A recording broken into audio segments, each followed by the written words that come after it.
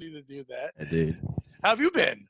I'm getting there, man. I'm finally coming to grips with everything. I finally snapped. My real job's opening up in 2 weeks, so I decided to throw a comedy show next Friday in somebody's backyard and just see how many people we can get. Because Nice. if I have to do my day job, I might as well be able to do comedy too.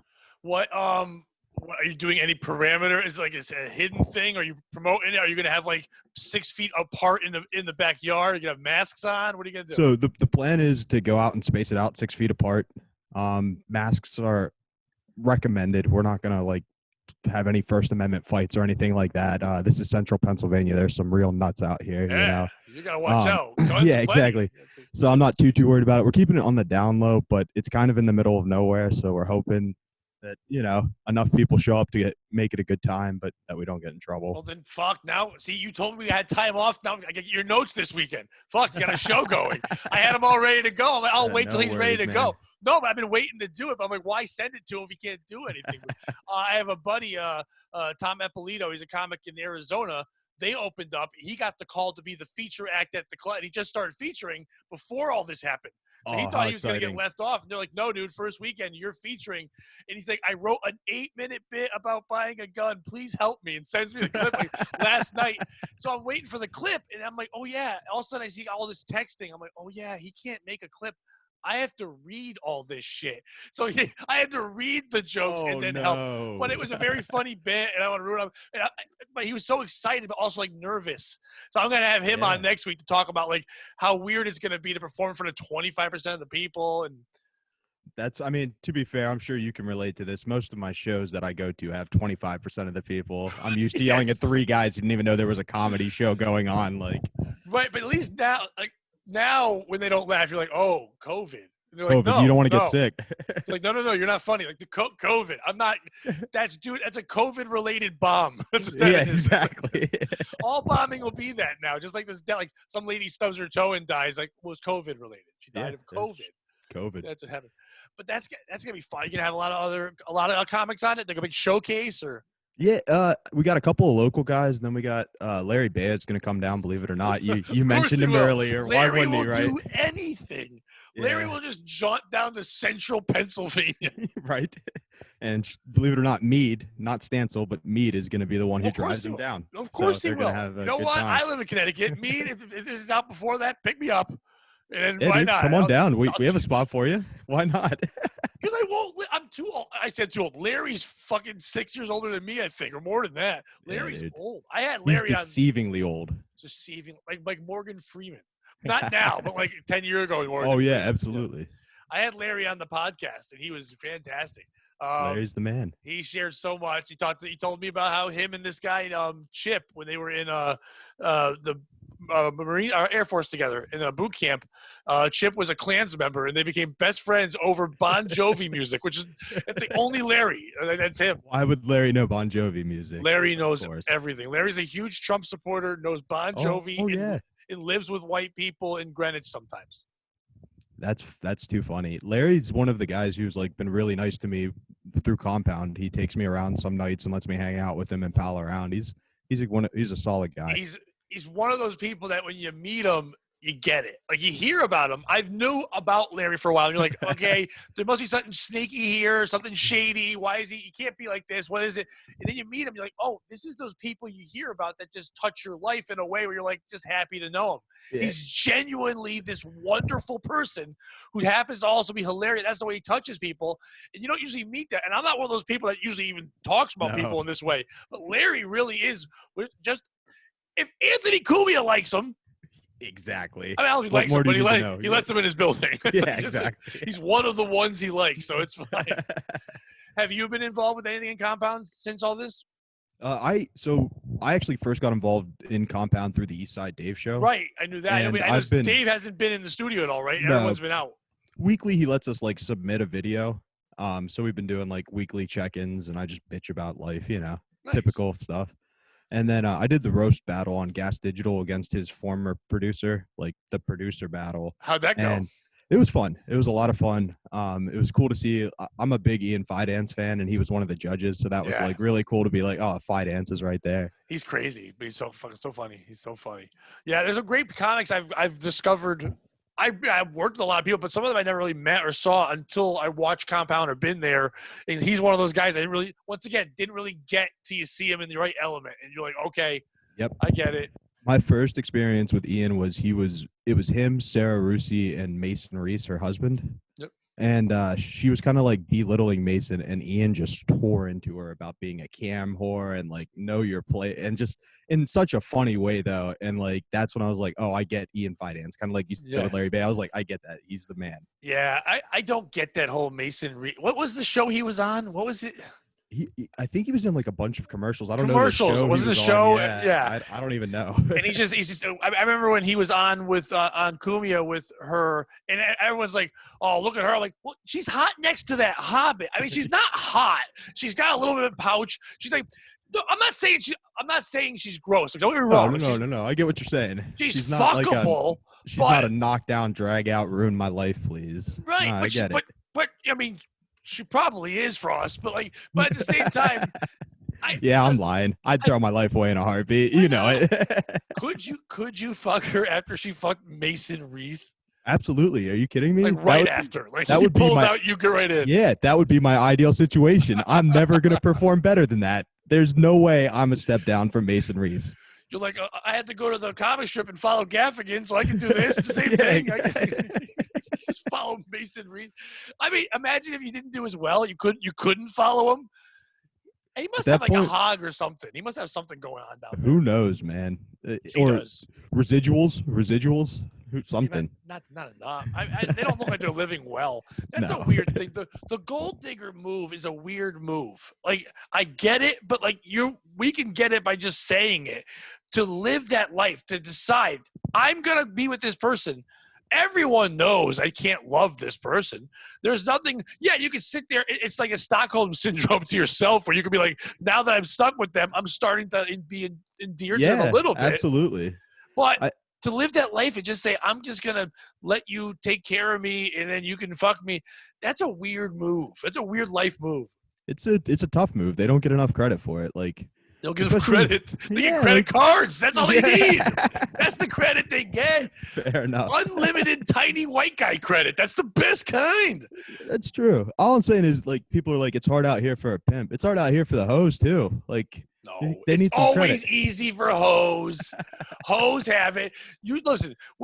If I see a woman that's homeless, I'm like, she needs to drop her standards. That's all I say. All right, that is because a fair point. Men are gross. Men are gross. I'm not saying it's not hard for women out there, and there's not awful situations they could be in. But if you have a guy could just be homeless, and a woman and women will be like, "Nah, I'm not letting in my house." And then gay men are very picky; they're not going to do that. So it's like you're fucked. But women, no matter what, there's always some kind of crazy ass creep. Or just loser. Just not even a creep. Maybe a good guy, just a fucking loser. You're not a loser. You're a winner, my friend. With that beard in central Pennsylvania, you're running that country. I'm killing it right now. Dutch Country Jones, you're doing it. Me and the Amish. You could. They could just be out there for 2 seconds and somebody would take them in, but they're just having standards. That girl can do better, but then she wouldn't be told how pretty she was and how much better she is. I think that's the a good fix. Point. That is a good point. I want to be told how great I am. I want to be told how great my ass. I want this guy to feel like he's so lucky to have me. He's like, fuck you. I did commercials. I was on TV. People only know you because of me. You get to be on shows because you fuck me, and it's funny that you fuck me. It's not funny that I fuck you. That's very, very true. Very true. She rides his scooter. I mean, that's weird. They ride on the scooter. I think it's a fame move for her. She's like, but it's not fame. It's not. No. It is. But I think you it's the combination of things you said. Like, she's right on that cusp of, is she that hot? Like, so I don't think she can pull like an A-list. It's a ticking time bomb. She might have just seen Mason in the crosshairs. Yeah, but I also think she has some kind of fetish for that kind of thing because she was fucking some other child star before Mason, like Mason's friend. And then they were at that dude's house together, and like she left that dude with Mason. So like she left some other childhood star. So there's something fucking crazy there. What do the kids call it? Is that that's not ghosted? That's not gaslit. What is that? That's just horrible. That's just being a Yeah. shitty person. That's the term for it. That's what the kids call it, being a shitty person. Yeah. Oh, that stinks. I mean, that's never happened to me like that, but I've been somewhere where like I was talking to a girl at a bar years ago, and then you think something's gonna happen, and another guy swoops in and she leaves, and you're like, oh, that hurts. But to be a midget star or like a child star, and you're like, well, I'm the biggest star here, and then another Muhammad one walks in, and you get fucking left. Oh, that's gotta suck. Especially if his TV show or whatever was worse than yours. You're like, he's the fucking soup guy. I mean, I was a fucking Beatle. I was Mikey. I liked it. What the fuck? I was goddamn Mikey. You left me for the fucking fifth Hobbit or the second Ewok in fucking what you got? Star Wars. How dare Star you? Wars, yeah. I don't know what Mason Reese did. I don't remember what he did. I know his head looks kind of the same. There was shake and bacon. I helped. Yes, I helped. I was the hand and hamburger helper. I was inside that glove dancing around. How the first show I ever saw on Compound Media live was Eastside Dave. My brother is a big fan of Anthony, and we went to go see a show, and Kumia was in rehab for that week years ago. Oh, yeah. Go, so we ended up seeing Eastside Dave. And I did not, my brother tried to explain, he goes, I can't explain it to you. There's no reason to explain it. Just watch it.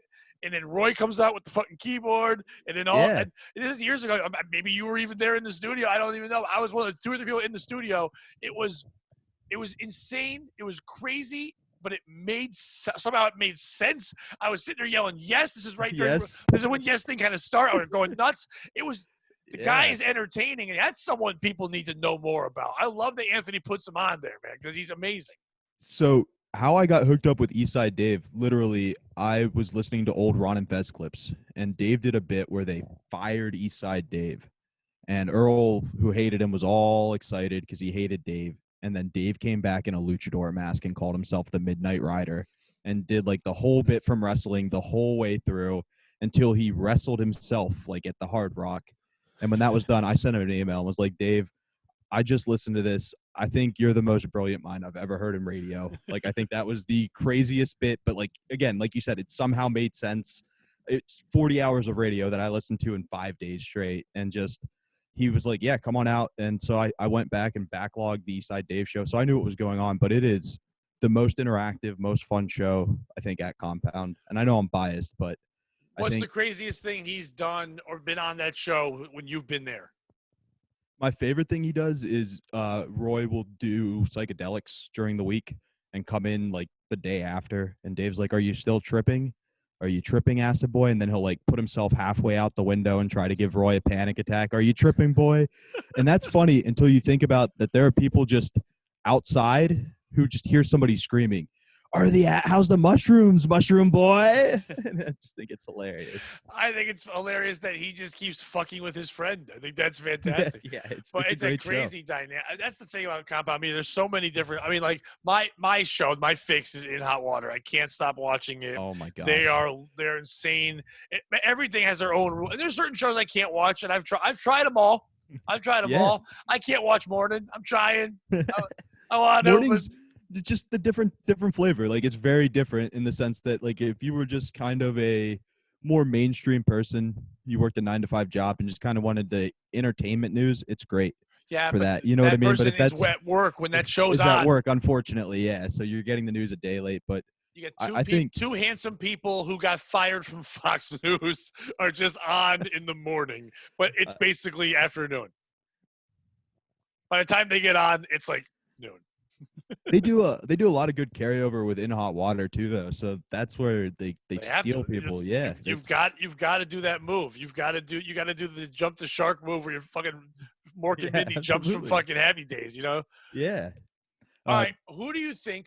Go ahead. I'm sorry. Will be the person, the Chinese American, that will be the one that brings us all together? It's gonna happen.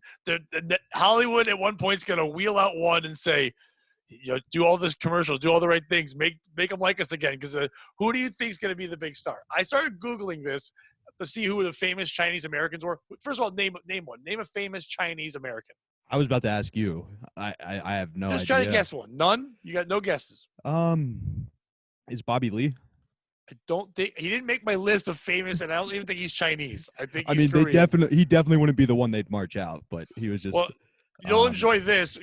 Google obviously messed it up a little bit. Let me get the screen here, and I don't know if you can see right there. I Googled famous Chinese Americans. We have MC Jin, Lucy Liu, and Neo. Neo is not Chinese. Neo is just a black man. But because his name came up, I think Google's like, oh, maybe Neo is Chinese. Google's a little racist. And he's third. He beat Daniel Wu. He beat Daniel Wu. And there was somebody else on that goddamn list. Where did I put it? There was someone else. Oh, Tiger Woods. I'm like, Tiger Woods is at least a little bit Asian. I don't know if he's Chinese. He's more than Neo. That's too funny. Neo. I mean, that is just Google. Whoever put that in there is it's incredible. I just Googled that too, but I was so happy to see that.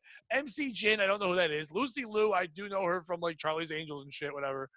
But Neo is my new favorite Chinese person. I wonder if he knows that he's Chinese. I looked up at Miko, maybe he's Chinese, and then I read his Wikipedia quickly.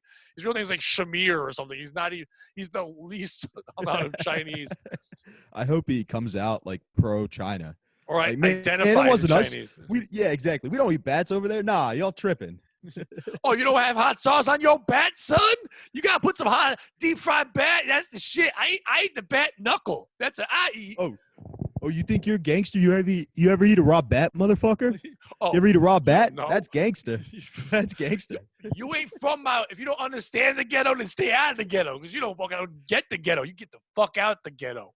What's this project I'm working on? The one I live, motherfucker. Straight from the streets of Wuhan. Yeah. Oh, Wuhan clan. Now he's in it. The Neo is in the Wuhan clan. He's officially a killer bee. Do you think that's because of anime? Is that what happened? Neo sounds like an anime type name. I do. I think Google just put it in there because it looked like a name that's in their magazines or entertainment. Yeah. It sounds like a racist name for a yo-yo. it's like, yo, that black kid playing with that game again. Yo, that Neo walking up my porch. It does sounds like a turbo white man when you get up my lawn, Neo. Well, that's what the Klan guy would say when he took a black guy by like a noose. It would hang him down and pull him back up quick. Oh shit! Give him the old Neo. Honey, lock the doors. There are a lot of Neos in this neighborhood. If our daughter comes home with one more Neo, I swear to God. We can't sell the home. The Neos moved in next door. They went down. There goes the property value. I guess a Neo would be a black. You see, I wouldn't think Chinese Neo. It's just like you're saying yo, but like he's third. That's how bad it is out there for the Chinese Americans. Jason, what's his name? Not Jason. What was his name? The basketball player. Yao Ming. No, yeah, him too. But like Jeremy Lin. Jeremy Lin. Yeah, because Yao Ming was never American. He was just always Chinese. He was that is true. If you take pound for pound, he's the most Chinese I think ever. Because they're usually tiny. He even played the game like he was Chinese. He didn't like ever dunk aggressively. It was all very passively, and then like he'd bow after he dunked and stuff. But that's not his fault because, like, if you think about it, Chinese people always have like checkers and Chinese checkers are way fucking different. You know, fire drills, Chinese fire drills, very good way point. Fucking different. Basketball, Chinese basketball. You bow after, and then you like, why black man fly over face? Why Neo put his nuts on my head when he dunked? Yeah, I hit Neo. Neo's so big. He's just out there calling traveling. Too many steps. Traveling. He calls it real bad. No, Travel Ming is my brother name. That's not me. I'm not Travel Ming. I'm Yao Ming. I'm not Travel Ming. We look the same. He only sick foot. Sick. His foot sick. It got COVID. He got sick foot. He's sick foot. He got cough. So we kill him. That's what we do in China. Oh, you got a boo boo, you die. That's what you do. Yeah, it's crazy. I have a friend who's like works over there. He's an American, and he was getting really like worried. And then the Chinese government takes really good care of Americans. So like for him, it was almost like staying in a 5-star hotel. Like he couldn't leave, but he had room service and dry cleaning, and like they just made sure he was doing nothing because they didn't want Americans getting sick. Yeah. Oh, we don't want you sick. Then Trump won't trade with us. We can't have Trump, man. Trump hates China. He hates us so much. You go in hotel and we get a little hand job. You get a Wu hand job. We take care of you right now. We play with your balls. We do it all day. and then they kill all their Chinese people. The American guy, who, and your friend's probably not important in any way, correct? Oh, not really. He's just like an engineer, but just middle class enough that they're like, oh, we can't have one of those. Oh, we need to go there. That would be. We'd be important. Yeah, yeah, we would. Nice. Bearded white men. Oh, that's nice. Much wisdom. Look at you with your two huge cocks. Both over 4 inches? Oh, that's you. Oh, you destroy us. Oh, Godzilla, don't knock down my Tokyo pussy. No. Oh, no. Oh, it's so big. So do you think there'll be a backlash? Like, would you care? I don't care. I'm not mad at the Chinese. I don't care. I'm mad that this happened, but I'm not mad at all the Chinese. No, I'm not mad at all the Chinese at all. Like, I don't look at like Chinese people that I would see in New York City or like at a Chinese restaurant around here and be like, "Fuck you, this is on you." Yeah, but like as a country as a whole, like they're reopening the wet markets.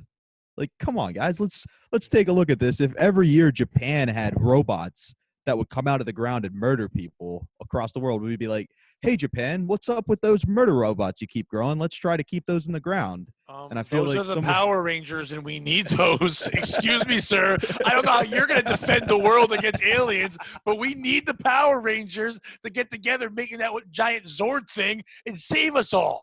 So, yeah, thank you, Japan. At least you're helping out. You know I'd be okay. All right, good point. Fair. It would be more fun, at least, if every season you have to stay inside because there was murder robots outside. But I guess wet markets really aren't like a bit. They're in smaller areas. They're not like huge flourishing things. And like we kind of like over dramatize that with that. They're not really out there. But I would go check out a wet. I wouldn't buy anything, but I definitely would.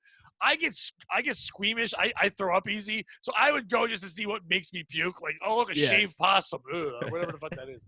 There we go. When we go to China, we got our first reality show because I'm also very squeamish. We'll see who can make it the furthest without puking. It's just like a hardcore and practical jokers. We'll go there and see what can make us feel squeamish. We'll call it Chinks in Our Armor. That's the name of the show. And we go there. We're all standing firm, but then, the Chinks. So it's like, I think, hey, we already named the show. That show could be my next pilot on Compound. Who knows? We're not doing the POS thing, but if you and Bobby want to do Chinks in Our Armor, we're fine with that. We like it. We're behind it. It worked well for Shane. Yeah, well, it worked so well for Shane. Oh, my God. Shane's career is fantastic. Shane's living with Doug Stanhope right now.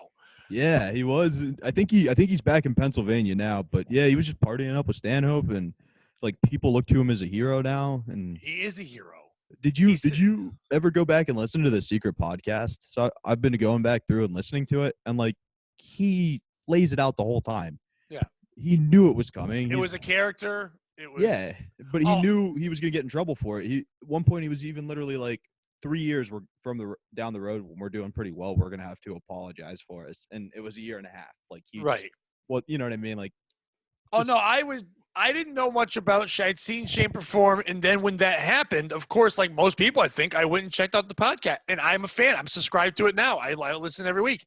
In the last couple, I don't know. It seemed like once this happened, it didn't translate as much for me during quarantine. I like them better together. I think with Shane having to be out being kind of crazy, and also Shane a little bit more fame, it's a little different. A little different. It did feel like a secret podcast, and now it didn't feel like that anymore. I like listening to a podcast where I feel like no one else is listening, even though I know people are. Like, I'm a huge fan of the Come Town podcast. Like, I listen all the time. I know they have 8 bazillion listeners, but it still feels like no one else is listening. You know what I mean? It's not in the news every week. It's not something like my friends who don't know comedy talk to me about Shane. Like, you know what I mean? Like, it's not out there. So, Come Town's great. There are a lot of good ones like that. But Come Town is also great because you can't tell anyone what you're listening to. No, it's one of those that when you pull into the parking lot at work, you have to switch the channel real quick because people can't hear you talking about whatever they're talking about for the day. Yeah, I'm doing a retail job now, and because of that, I have for the certain parts of the day we can have headphones on, and I'll be listening, and they're just going off the most racist thing. And 2 feet from me, you're like a black guy, Puerto Rican guy, and I'm like, I hope they can't hear through the fucking headphones. But it makes me laugh. I like listening to. I'm a huge Nick Mullen fan. Nick Mullen to me is one of the funniest, quickest, people in the world. Anything he's on, I've now listened to Bastard Radio podcast with him, Tim Dillon. Yeah. Oh, that's Gomez. great. I've listened to all of those. Those have been fantastic. And listen, and the only one out of the three of them, the only one of them I've actually met is Luis Gomez, because I've had him when I used to book Joker's Wild. I don't know him well, but we know each other and been friendly. And I find Luis funny as a personality, but man, on that show, I want him to shut the fuck up because they're so good. But he's needed because he lets them. He lets them. He's the punching bag for them. But the two of them, exactly. Tim Dillon, his podcast. The second it comes out Sunday, that's become like religion to me. I listen to that now. There's like 3 or 4 podcasts I listen to like religiously, and those two come down. And now them combined, I can listen to 2 of them talk forever. They're incredible. Absolutely, they're fantastic. On Gas Digital, I've become a big fan of what's it called? Now I'm blanking. How big of a fan can I be? The Cop Show. They do Good Cop or Bad Cop, Bad Cop. It's Justin Silver and Mike Vecchione. I forget the name of the podcast now. It's a very Italian show, right? It is, yeah, but it's super overproduced, like intentionally. And it's just, you can tell they put so much time and effort, and everything's scripted, and like, it's just one of the, like, as far as writing goes, one of the best written podcasts out there. Again, wish I could remember the name. Yeah, I wanted to say it has an Italian name I forget. But Vecchione is one of the fucking best writers there is. I mean, he's incredible. And I don't know much about Justin Silver, but I know he's a very funny guy. No, those networks are the networks that I enjoy that let people have a sense of humor that might be, taboo or outspoken or whatever. Like, forever I went around with my sense of humor and not fitting places. And when I got to be a guest on Cumia and then a bunch of other shows now, it was fun. Like, oh, no, we like how you think, Pat. Like, no one ever has. You guys do? That's nice. I feel like being accepted. I've been a guest on a bunch of shows. I've been on Cumia, I think, 12 times now in 1 year's time. It was wow. My first time was last May. So that was my first time. I didn't even realize that was your first time. Yeah, that's incredible. Steve Halligan brought me on. I've known Steve for a while, and he's like, "Hey, they're letting me bring a guest. Would you want to come on?" And I got to be on. And they just kept having me back, and I got to be on. I think it was overall on the network 12 times. I think I've been on Cumia 10 times now, but I've been on In Hot Water 3 times. I got to be on Jameson's show. I got to make my own pilot. I just recorded a second one. That through Zoom, which is gonna be weird. I was gonna say, yeah, you didn't. I just sent it to E-Rock, and so he's checking it over to make sure it works. I had John Moses on as my guest, so it's awesome. Was it the same? Was it the same format as the first one? Yes, because I was there. I was there when you recorded. I don't know if you remember that. Yes, I do. I was a big fan of the actual going through the story and deciding who's the piece of shit. Was one of the freshest takes I think I've seen in a while. All E-Rock told me was have fun and then make sure that it makes sense. So I'm like, how am I not like every other show? Let me do something that plays off my name, which is I always do it. Which was great, yeah. And also that I can follow with the stories, and I know that if it doesn't work, I can always – it's easy. It writes itself. It can always take any story and do that with. It doesn't have to be a news story. It could be my personal story. And that's why I wanted at the end to tie in me being on a reality show and really shit on myself. Yeah. I was not – sad. I was just very, very high. It's my favorite punchline of all time. So high. That was a weird, and that was fun on that show too, because I've never talked about like the behind the scenes stuff where I did the horse joke and all. It was a fun thing to put on there. I put that on my Patreon too, so it's cool that people can check it out. But what did I want to talk? There's something else I want to talk to you about. If you're, I want to credit you. I want to credit you. You actually got me into running. I ran 3 miles straight yesterday for the first time probably since high school. 3 miles. Yeah, because nice. I've been watching when this whole thing started. I was sitting like all depressed on my bed, and I saw you post one of your runs. I don't remember if it was with your kid or not, but it was just you on a run. Like, got to make the most of this time. And I was like, you know what? Screw it. And I downloaded one of those Couch to 5K programs, and I've stuck with it through it. And like, literally, it was just because of you. I was like, you know what? Yeah, I'll go for a run, and it's been awesome. So thank you for that, dude. Like, you're absolutely right. It helped me get in a better headspace and everything. That's the best part. I mean, people talk about the physical part. It really is for people like us that have all this creativity in our heads and don't have. There's so many comments we listen to, like we're talking about all these podcasts, but all people we listen to are these famous people or well-known who get tons of stage time whenever they want it. We don't. We don't always get a chance to share our thoughts. So sometimes it's like we get so much going in our head that we get cluttered and we don't know how to get it out in that little bit of time we get. So when I'm running, everything flows right. I'm sweating, so I'm not overthinking.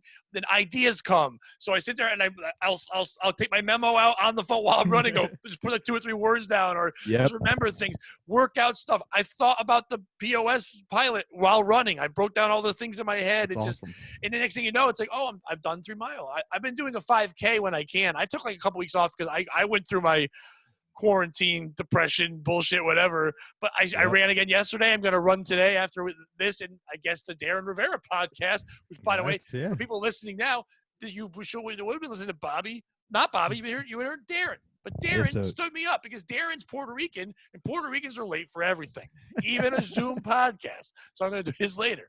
But were you normally a healthy person at all, like running, eating well, or anything like that?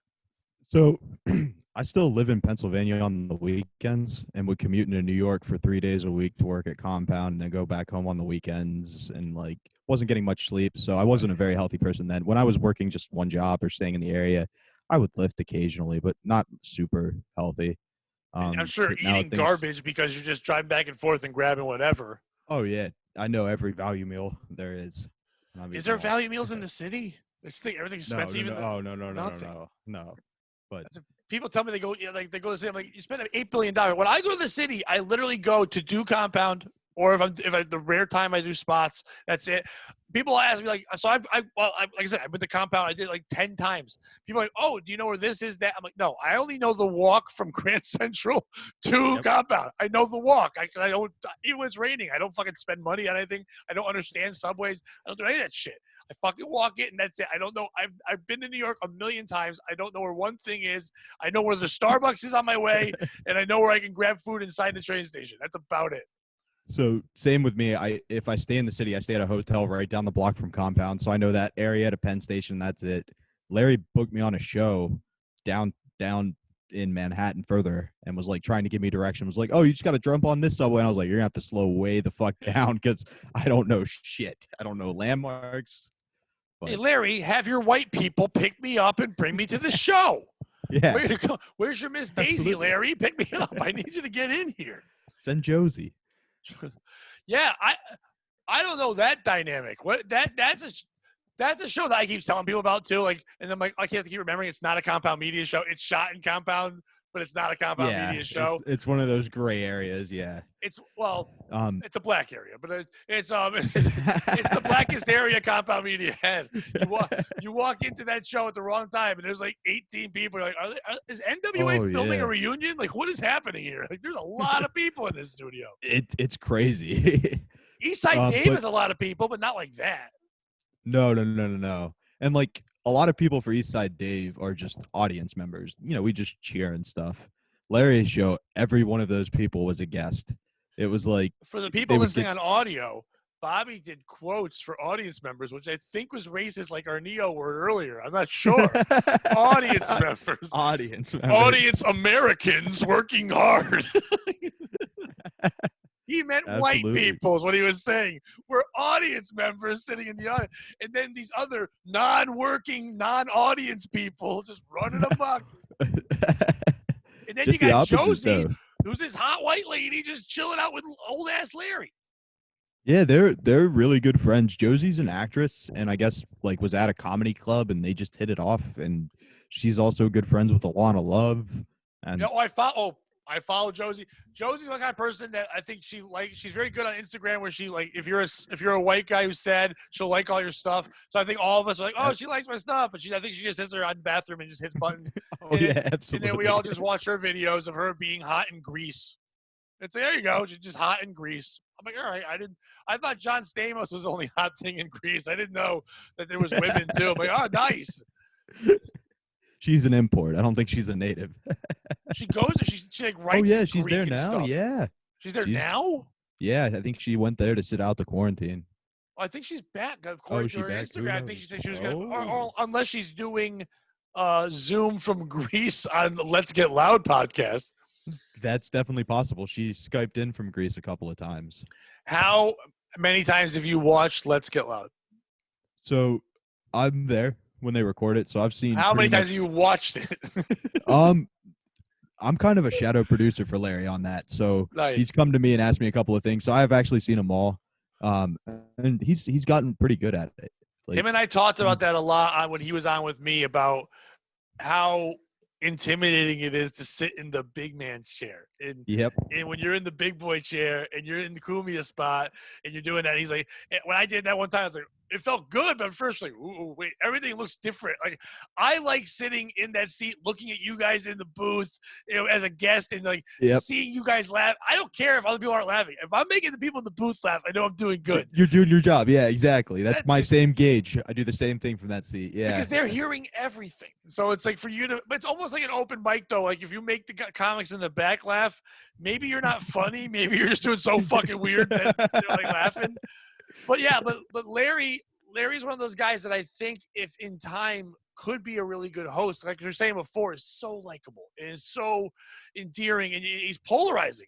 You want to hear him, but it just seems like that show is just, it's too much madness. It needs to be really streamed down. It should just be him and her, and then one guest. That's all they should really do. 85, you're taking away from his strength. He's been forced to do that through this quarantine with Zoom, and they've been his best shows yet. I'm it's sure. Just him. He had Ralph Sutton on the other week, and just he and Ralph had a great conversation. Even at one point, Ralph was like, "Hey, Larry, you clearly have really done your research. You don't really feel that on podcasts. So, like, clearly the effort's there, the humor's there, the talent's there. Something's going to click eventually. You see that with people. I'm sure you see that. I think that was racist, too. I think he was saying, well, for a black person, you did your research, Larry. Larry's like, well, I voted for Trump. Let's get loop. I'm Italian. I'm so Italian. My father's Italian and black. He's black-talian. My favorite thing about Larry is he doesn't get the Sicilian joke. When you go, oh, you must be Sicilian. He's like, no, I'm not Sicilian. I'm from North Italy. Yeah, from a different area. I ain't Sicilian. My sister's name is Sicilian. Sicilian Beyah. That's the name. That's not my name. Let's get loop. I love it. I love it. You're doing what you love. You're doing what you love. Yeah. I love it. I love everything. I love it. I can't wait till he goes home and he takes off the mask. He's just a white man in a black suit. And he's like, I got him again. It's like every day. I'm crushing this. It's just Tony Danza in there. You're like, holy shit, he was Italian the entire time. He is the boss. The big reveal is going to be Andy Kaufman's not dead. He's been Larry Beyah this whole time. Oh, that'd be so weird. That'd be the greatest thing ever. Man on the moon. I'm on the moon, baby. I'm up on the moon. I love it on the moon. The moon is beautiful. Come on, Mead. Come on, Mead. Bring me to the moon. Fly me to the moon, Mead. Jim Carrey cast me in a movie. Jim Carrey. I like him. I love it. Yo, I love it. You're crazy, Jim. You ain't even dumb or dumber. You're the dumbest. You're the best. You want to be on my show? It could be you. It could be Dave Temple, and then 8 other people. I don't know all their names. You come on, I got hookers, I got strippers, I got trannies, and I got jugglers, and then maybe I'll ask E-Rock to be on. We'll have a lot of people. He'll say no, but that's okay. I will say this for Larry. When you imagine what Radioland is like and like what the old Opie and Anthony Party Studios is, I feel like Larry's show is the closest thing to that. Like Larry's show is the closest you're going to be to just walking in on somebody doing cocaine. Yeah, Larry, you know what I mean? Like Larry's show feels like to me what like inside Little Richard's asshole is. Yeah. If you got to go inside Little Richard's asshole, it's just all this shit. You're like, I thought he was just gay, but I guess there's a lot more here. But it's like there's cocaine. I remember watching Larry do cocaine with Gino on fucking In Hot Water. Yeah, that was a fun morning. My dad texted me literally during morning that day and was like, hey, how's it going? Anything fun happen today? Yeah, actually something real fun happened. It's been a great day. That's the beauty of that show. It's insane what they can do. It's fantastic. And then I do once in a while I get to do like guest spots or like be a guest on regular radio.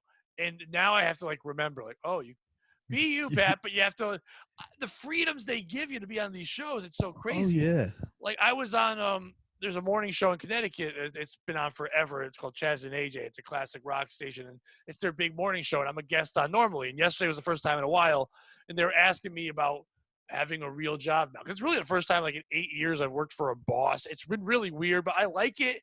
But it's just at a retail, and they're like, can we ask you where you work? And I was like, I work at Big Lots. And they're like, really? What's that like? And I said, And I was very proud of myself. I quickly thought of it. I said, Big Lots is like if Walmart got divorced and only got to keep having stuff.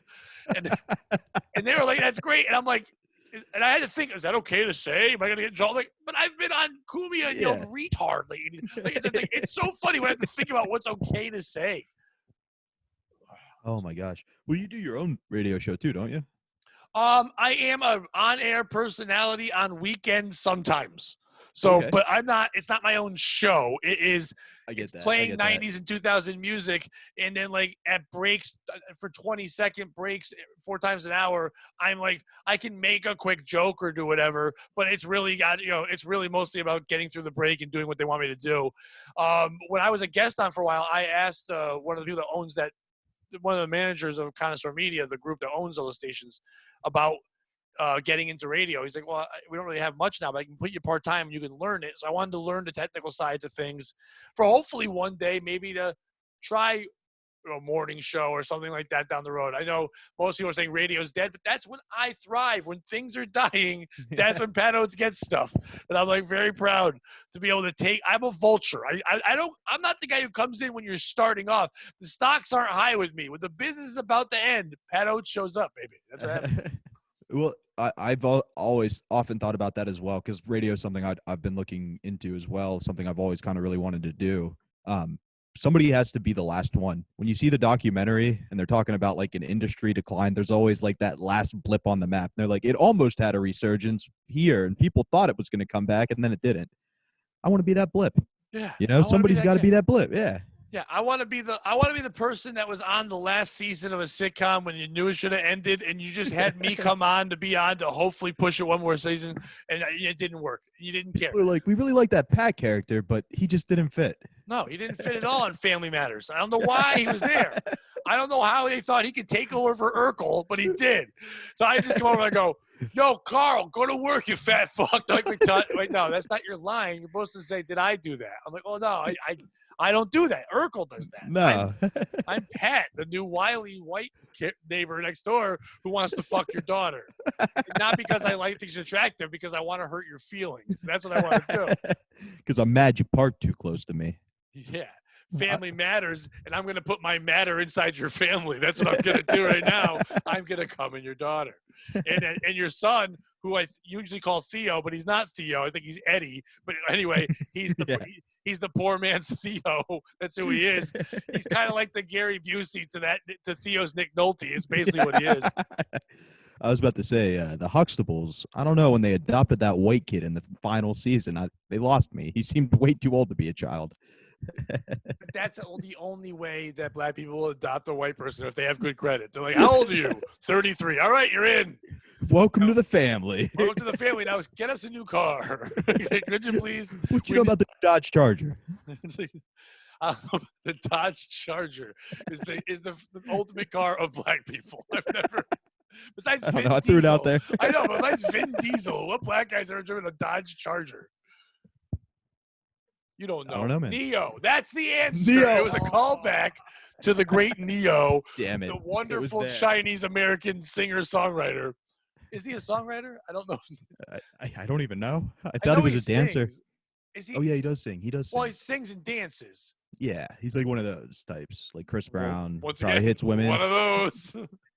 They're all singing and dancing, those Neos. They're just running around Neoing it up. Bunch of Neos dancing and singing all over in the streets.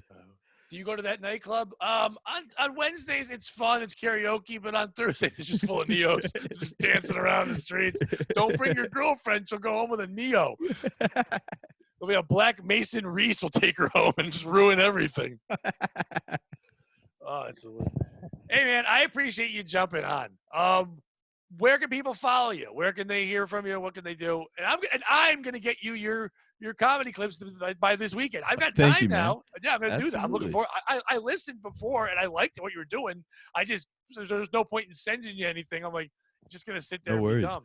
I don't know if you know this. You hosted the contest, the Mohegan Sun, when I was in. So I'm just happy you didn't recognize any of my jokes, and still that I've grown a little bit. No, I did. When I watched, I did recognize them, and they're better. Thank you. So we all get better.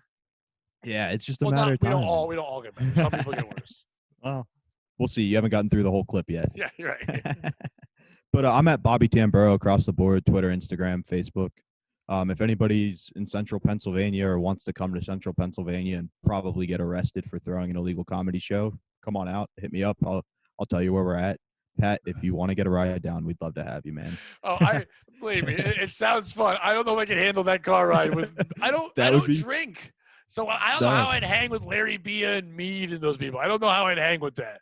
Alternatively, Andrea from Queens, big Compound fans coming down. So if you talk to her, you might be able to get a nice quiet ride. I'll probably be staying home. No, right? I figured as much. I know. I appreciate it. That's the one thing about the Compound people. You put that out there, they would find me and they'd bring me because they're so loyal and so amazing. They're incredible. It's been the nicest. I have friends that are, the Compound celebrity guests, like Will Noonan, I've been friendly with for a while. Everyone loves Will. Will's like, when you get Mike Fenoya, people like that, where like when you get in with them and they like you, it's like you're fucking Elvis. It's crazy how supportive everyone's been. It's been fucking nuts. And yeah, there's some pieces of shit, but there's way less pieces of shit. Like they're all pieces of shit, but there's some of them are wonderful POSs, plug for myself, wonderful people that are just ball busters and want to do that. And that's cool. I love they want to bust my ball. I'm a fan of the shows like they are and on the show. So it's a cool dynamic. There's a couple garbage people that I learned. Dave Landau goes, just mute them. Fuck them. I'm like, oh yeah. Just mute it. Like when I saw Dave Landau getting hate, I'm like, who the fuck hates Dave?